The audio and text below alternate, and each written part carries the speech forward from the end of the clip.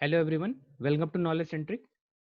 आज हम डिस्कस करेंगे difference between transformer and induction motor. क्या क्या डिफरेंस होता है, या आप सिमिलरिटी भी कह सकते हो। सिमिलरिटी क्या क्या होता है, क्या क्या डिफरेंस होता है। बेसिकली हम कंपैरिजन देखने वाले हैं, कंपेयर करने वाले हैं बेसिकली ट्रांसफार्मर और इंडक्शन मोटर को। तो आइए स्टार्ट करते हैं। तो ये टेबल वाइज मैंने सीरियल नंबर ट्रांसफार्मर और इधर थ्री फेज इंडक्शन मोटर लिखा हुआ है। सबसे पहले फर्स्ट पॉइंट देखते हैं। Transformer transformer convert electrical energy to electrical energy, है ना। प्राइमरी में भी हम इलेक्ट्रिकल सप्लाई देते हैं और सेकेंडरी में भी हमें इलेक्ट्रिकल सप्लाई मिलती है। मतलब electrical energy to electrical energy through magnetic medium in high permeability core. यहाँ पे ध्यान से, ये कोर, इसका मतलब जो हमारा ट्रांसफार्मर में जो फ्लक्स पास होता है, जो ट्रांसफार्मर में फ्लक्स पास होता है, लेटर सपोज यहाँ पे वाइंडिंग है हमारी, तो फ्लक्स इस कोर के थ्रू पास होता है। प्राइमरी से सेकेंडरी के पास जाता है flux with the help of high permeability core. अच्छा, थ्री फेज इंडक्शन मोटर की बात करें तो electrical energy to mechanical energy easy है। मोटर है तो obviously electrical to mechanical energy through magnetic medium in air gap. ये इंपॉर्टेंट है, air gap of high reluctance. ध्यान से देखो, मोटर है तो एक स्टेटर का पार्ट होगा और एक रोटर का पार्ट होगा। स्टेटर पे हमने सप्लाई दिया तो यहाँ से फ्लक्स रोटर के पास आ रहा है। इसका मतलब वो स्टेटर से रोटर की तरफ जो फ्लक्स आ रहा है वो एयर गैप में होते हुए आ रहा है। इसका मतलब एयर गैप के थ्रू यहाँ पे फ्लक्स स्टेटर टू रोटर आता है। आप एक चीज समझना, ट्रांसफार्मर का प्राइमरी, इंडक्शन मोटर का स्टेटर, ट्रांसफार्मर का सेकेंडरी, इंडक्शन मोटर का रोटर, आप ऐसे समझना। ठीक है, चलिए सेकंड पॉइंट देखते हैं।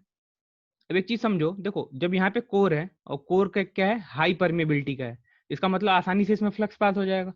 यानी कि हमें सप्लाई से कम मैग्नेटाइजिंग करंट की जरूरत होगी। यानी कि ट्रांसफार्मर में जो है हमें मैग्नेटाइजिंग करंट कम चाहिए, क्योंकि हमें फ्लक्स को सेटअप करने में ज़्यादा करंट की जरूरत नहीं, क्योंकि जो परमिबिलिटी हमने जो कोर लिया हुआ है वो हाई परमिएबल है, आसानी से फ्लक्स को पास करेगा। अच्छा, थ्री फेज इंडक्शन मोटर में क्या है, स्टेटर से रोटर की तरफ जो फ्लक्स आ रहा है वो एयर गैप के थ्रू आ रहा है, और एयर गैप का रिलक्टेंस ज़्यादा होता है। इसका मतलब हमें ज़्यादा करंट ड्रॉ करना पड़ेगा सप्लाई से, मैग्नेटाइजिंग करंट। इसका मतलब it require large magnetising current. ठीक है।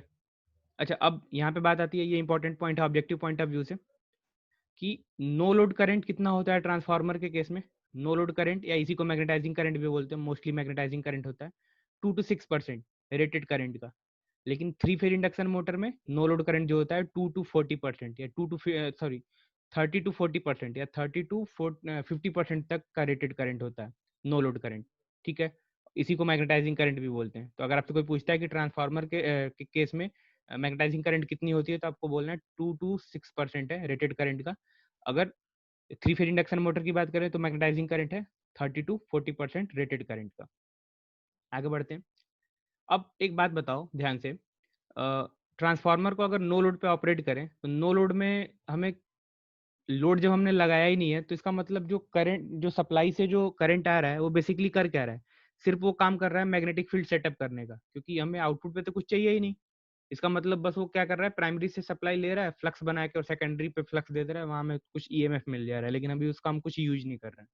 इसका मतलब जब नो लोड का कंडीशन होता है उस टाइम पे जो मशीन मशीन जो होता है वो क्या होता है, सिर्फ फ्लक्स की बात करता है, कि बस मशीन में सेट सेट फ्लक्स का सेटअप हो जाए।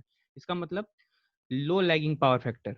ट्रांसफार्मर के केस में, अब किसी भी केस में अगर नो लोड की बात है, नो लोड का मतलब सिर्फ मशीन को ऑपरेट करने में जितना करंट लगे, और वो क्या है, सिर्फ फ्लक्स को सेटअप करने में जितना करंट लगता है। और फ्लक्स को सेटअप कौन करता है, मैग्नेटाइजिंग करंट। यानी कि ट्रांसफार्मर हो या इंडक्शन मशीन हो, नो लोड पे सबका पावर फैक्टर बहुत कम ही होगा नो लोड पे। तो ये जो है लो लैगिंग पावर फैक्टर है। अच्छा, थ्री फेज में भी हमने पढ़ा था कि जो मैग्नेटाइजिंग करंट है वो 30 से 50% है, 30 से 40% मैग्नेटाइजिंग करंट है। इसका मतलब इसका पावर फैक्टर तो और खराब होगा। इसका मतलब very much low lagging power factor no load के केस में। ठीक है, अगर नो लोड है इसका तो चलो लो है, ये वेरी मच लो है, इससे ट्रांसफार्मर से भी ज्यादा इसका लो पावर फैक्टर होगा, क्योंकि इसमें मैग्नेटाइजिंग करंट बहुत ज्यादा ड्रॉ हो रहा है। ठीक है। अच्छा, नेक्स्ट फिफ्थ पॉइंट, ट्रांसफार्मर में power factor improve with load. Load के साथ हम पावर फैक्टर को इंप्रूव कर सकते हैं लोड को लगा के। सेम यही case transformer three phase induction motor में भी होता है, पावर फैक्टर को हम इंप्रूव कर सकते हैं with the help of load. अच्छा, अब ट्रांसफार्मर में जो नेक्स्ट पॉइंट है हमारा, क्या है, कंसंट्रेटेड वाइंडिंग। कंसंट्रेटेड वाइंडिंग मतलब मान लो एक कोर है, है ना। इसी कोर पे हमने इसी कोर पे वाइंडिंग करी हुई है सारी। तो आपने ट्रांसफार्मर देखा होगा, एक कोर पे ही सारी वाइंडिंग रहती है। तो ऐसी वाइंडिंग को बोलते हैं कंसंट्रेटेड वाइंडिंग, है ना। एक ही जगह पे जो कंसंट्रेट हो उसी को हम बोलेंगे कंसंट्रेटेड वाइंडिंग। अच्छा, 3 फेज इंडक्शन मोटर में क्या होता है, ये स्टेटर है, स्टेटर में स्लॉट्स बने हुए होते हैं, है ना। और इस स्लॉट्स में क्या होता है, तीनों फेज की जो वाइंडिंग होती है आर बाई बी वो डिस्ट्रीब्यूटेड होती है, ऐसे बिखरी बिखरी से रहती है, डिस्ट्रीब्यूटेड रहती है ना। इसका मतलब 3 फेज इंडक्शन मोटर में जो वाइंडिंग है हमारी वो डिस्ट्रीब्यूटेड वाइंडिंग है। तो ये भी आपको ध्यान में रखना इंपॉर्टेंट पॉइंट है। ट्रांसफार्मर में कंसंट्रेटेड वाइंडिंग होती है और 3 फेज इंडक्शन मोटर में डिस्ट्रीब्यूटेड वाइंडिंग होती है। 7th पॉइंट, ट्रांसफार्मर में कोर लॉस और कॉपर लॉस होता है, ऑब्वियसली किसी भी मशीन में होगा। प्लस ट्रांसफार्मर स्टैटिक डिवाइस है, इसका मतलब इसमें रोटेशनल लॉस नहीं होगा। और 3 फेज इंडक्शन मोटर में एक एक्स्ट्रा लॉस आ जाएगा जिसको हम बोलेंगे रोटेशनल लॉस या मैकेनिकल लॉस या फ्रिक्शनल लॉस। तो देखते हैं इसमें भी कोर लॉस है, कॉपर लॉस है, मैकेनिकल लॉस एक एक्स्ट्रा आ गया क्योंकि अब यहाँ पे हमारा क्या है, मैकेनिकल हमें आउटपुट मिल रहा है। और यहाँ पे फ्रिक्शनल लॉस भी होगा, रोटेशनल लॉस या फ्रिक्शनल लॉस। तो ये एक्स्ट्रा 2 लॉसेज हमें मिलते हैं। अच्छा, अब 8th पॉइंट देखते हैं। ट्रांसफार्मर में induced EMF depends on turn ratio. Obviously ये बहुत बेसिक है। ट्रांसफार्मर के में जो ईएमएफ इंड्यूस होता है वो टर्न रेशियो पे डिपेंड करता है, E1/E2 is equal to N1/N2। अच्छा, 3 फेज इंडक्शन मोटर की बात करें तो induced EMF depends on turn ratio only at standstill, क्योंकि स्टैंड स्टिल के केस में क्या है, स्लिप 1 होता है। क्योंकि आपको पता है इसके बाद जब मोटर हमारा रन करने लगेगा तो स्लिप हमें परेशान करने वाला है ना। सारी चीजें चेंज कर देगा, फ्रीक्वेंसी चेंज कर दे रहा है, ईएमएफ चेंज कर दे रहा है, करंट चेंज कर दे रहा है। तो स्टैंड स्टिल पे तो टर्न रेशियो के बराबर है, but varies with slip under running condition. Slip के साथ वो चेंज हो रहा है रनिंग कंडीशन में, ठीक है। अच्छा, 9th पॉइंट देखते हैं। Frequency of primary and secondary are same. Transformer के केस में दोनों तरफ फ्रीक्वेंसी सेम होती है। अच्छा, लेकिन 3 फेज इंडक्शन मोटर में नहीं सेम होता है। कैसे, जब रोटर हमारा रोटेट करने लगता है उस टाइम पे जो रोटर की फ्रीक्वेंसी होती है वो स्लिप टाइम्स हो जाती है, स्लिप टाइम्स स्टेटर की फ्रीक्वेंसी के। इसका मतलब frequency of stator and rotor are same only at standstill. कब, जब स्लिप 1 है। और अगर स्लिप 1 नहीं है तो क्या होगा, बट वेरी विथ स्लिप। यानी कि फ्रीक्वेंसी प्राइमरी और सेकेंडरी में ट्रांसफार्मर के केस में तो सेम है, लेकिन हम 3 फेज इंडक्शन मोटर के बारे में ऐसा नहीं कह सकते कि जो जो फ्रीक्वेंसी स्टेटर पे वही फ्रीक्वेंसी रोटर पे होगी, नहीं। क्योंकि F R is equal to S F S, ये हमने पढ़ा हुआ है, F R is equal to S F S. ठीक है, चलिए आगे बढ़ते हैं। 9th पॉइंट है, सेकेंडरी को हम कभी भी शॉर्ट सर्किट नहीं करते हैं, है ना। सेकेंडरी को हम कभी भी शॉर्ट सर्किटेड नहीं करते हैं। वो एक टेस्ट होता है शॉर्ट सर्किट टेस्ट, वो सिर्फ क्यों करते हैं, ताकि हमें लॉसेस पता चल जाए। हम कभी प्रैक्टिकल एप्लीकेशन में ट्रांसफार्मर की सेकेंडरी को कभी शॉर्ट नहीं करते हैं, क्योंकि जब शॉर्ट करेंगे तो बहुत हाई अमाउंट में करंट फ्लो होगा और वाइंडिंग हमारी खराब हो सकती है। लेकिन 3 फेज इंडक्शन मोटर में क्या है, 3 फेज इंडक्शन मोटर में rotor should be essentially short circuited. मैंने आपको बताया है शॉर्ट सर्किटेड करने की जरूरत क्यों पड़ेगी। अगर शॉर्ट सर्किटेड नहीं होगा तो ईएमएफ तो इंड्यूस हो जाएगा रोटर करंट, रोटर कंडक्टर में, लेकिन करंट फ्लो नहीं होगा। और जब तक करंट कैरिंग कंडक्टर नहीं बनेगा मैग्नेटिक फील्ड के अंदर, तब तक उस पर टॉर्क या फोर्स नहीं लगेगा। इसका मतलब 3 फेज इंडक्शन मोटर का जो रोटर है वो इसेंशियली शॉर्ट सर्किटेड होना ही चाहिए, जबकि ट्रांसफार्मर में बिल्कुल नहीं होना चाहिए, मतलब रेगुलर कंडीशन में। 11th point, electrical loading across secondary terminal. Obviously electrical से इलेक्ट्रिकल चेंज कर रहा है तो इलेक्ट्रिकल लोडिंग करेंगे, जो लोड होगा हमारा वो इलेक्ट्रिकल होगा। और इंडक्शन मोटर के केस में ये मैकेनिकल लोडिंग होगा, ठीक है।